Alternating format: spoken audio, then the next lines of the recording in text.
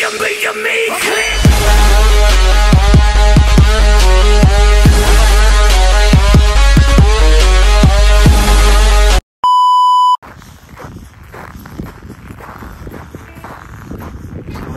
maglalakad tayo. Punta tayo sa SGI.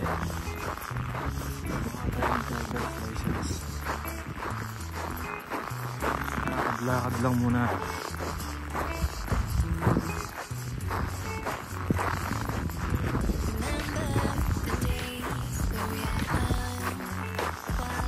Pero mga 5 to 10 minutes ang lakad na. Mamaya lang guys, kita-kits doon. Bye. So ayun na guys, tapos na yung exam natin. So good news, naipasa naman natin 20 sa knowledge test, and then 30 naman sa 30 questions sa road signs. So perfect tayo ng 20 sa knowledge test, and then sa 30 nakakuha tayo ng 29. Yung pinakamadali pang doon ako nagkamali. So all in all, pasado naman tayo. So binigyan muna na yun ng temporary ID. So ipapadala na lang sa bahay yung license natin, which is class 7. So pag nag-drive tayo ng sasakyan, kailangan may kasama tayong professional driver. So ayun na nga guys, lakad muna tayo.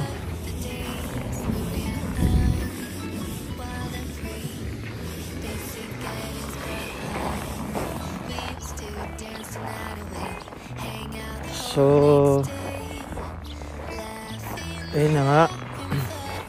Ano pa ba yung mga information na kailangan natin sabihin dito? So ayun, after ng exam, tapos pinakita ko pala yung lisensya ko galing ng Pinas, pero expired na siya ng 11 years kasi sabi ko hindi ko na i-renew kasi nagtatrabaho tayo sa Middle East. So ang ni-recommend nila, at least mag-aral daw ako ng 6 hours sa class and 6 hours sa driving sa sasakyan. So total 12 hours. Pero kung confident naman daw ako na maipapasa ko yung road test, pwede na ako mag-book anytime ng road test.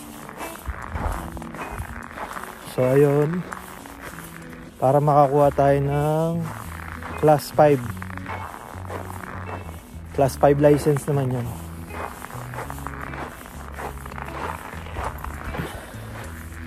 So pwede na tayo makapag-drive na mag-isa pag nakuha natin yung class 5 license. Sa ngayon kasi class 7 yung nakuha natin. Kung gusto natin mag-drive, at least may kasama tayong professional driver na kasama. Lamig!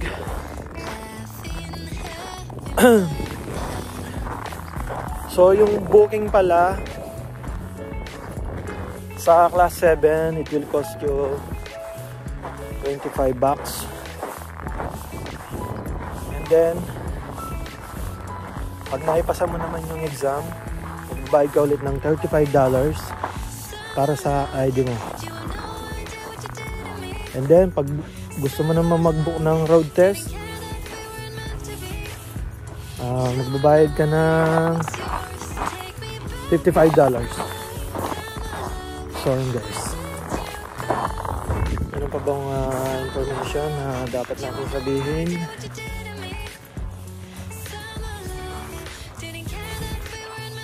So siguro mag-comment na lang kayo guys kung may mga tanong pa kayo. sakali may makakalimutan ako dito sa SGI North Battleford, Saskatchewan. So bago pala ako nag-book, nag-aral muna ako, pumunta muna ako dyan sa SGI, nagtanong-tanong, binigyan ako nila ng booklet para pag-aralan lahat ng mga rules and regulation dito sa Saskatchewan. Yun, kabisaduhin mo lang mga road signs. Andun na lahat sa booklet. Madali lang yung exam. Muntik na nating ma-perfect. So 50, nakakuha tayo ng 49.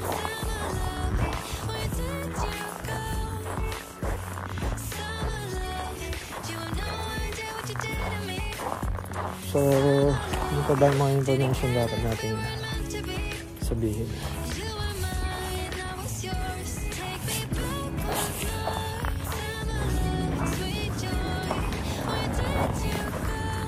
Pag first timer nyo pala dito sa Canada,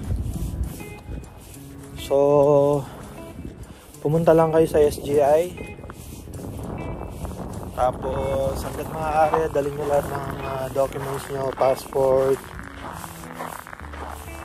work permit,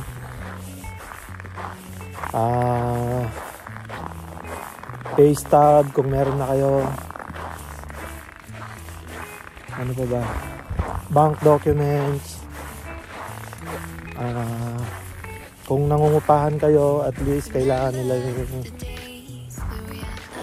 contract nyo sa bahay. Ayun. Kung gusto nyo palang malaman lahat ng information about SGI, search nyo lang po sa online, sa website nila. Makikita nyo po lahat doon. Andun din yung address, telephone number nila, contact information. So ayun.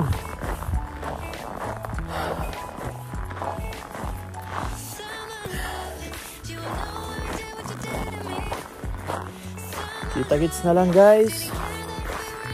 Dito na po magtatapos ang video natin. Siguro naman na ibigay ko yung importanteng information na dapat nyong malaman. Kung may mga tanong kayo, comment lang kayo guys. Especially yung mga nandito sa Saskatchewan, North Battleford. Bye guys, see you.